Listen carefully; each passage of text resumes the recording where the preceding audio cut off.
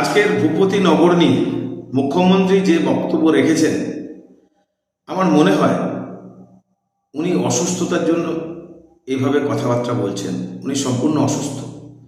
সুস্থ হলে কোনোদিন এই কথা বলতে পারে না। কারণ ভূপতি নগরে যে বিস্ফোরণ ঘটেছিল 2022 সাল ডিসেম্বর মাস, সেখানে ওনার বুথের সভাপতি মারা গিয়েছিলেন, তার সঙ্গে আরো তিনজন। পুলিশ কোনো অ্যাকশন নেয়নি। 6 মাস ওখানে কোনো কেস হয়নি।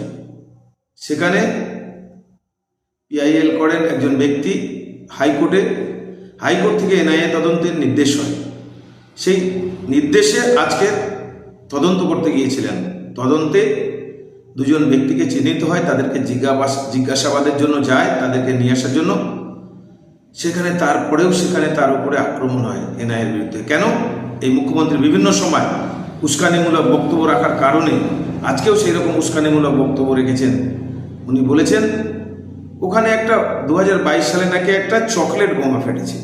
তাহলে চকলেট বোমা এত গুরুত্বপূর্ণ যেখানে 3 মানুষের মৃত্যু হয়, কি চকলেট বোমা?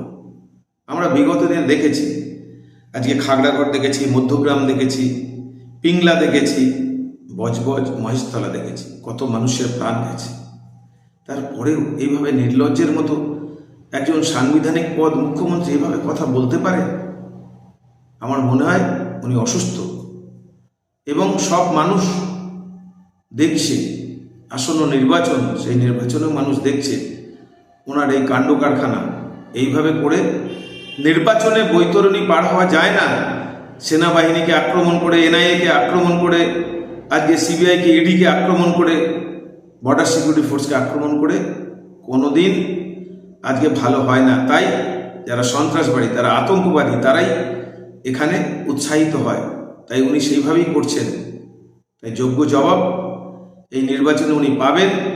সাধারণ মানুষের কাছে আবেদন করব যে এইরকম মুখ্যমন্ত্রীকে রাখলে আমাদের রাজ্যের ক্ষতি, মানুষের ক্ষতি, এবং মানুষের আজকে যে দুর্দশা হবে সেটা কিন্তু আপনারা কল্পনা করতে পারছেন না। তাই এই দলকে যত তাড়াতাড়ি নির্বাসনে পাঠানো যায় সেটাই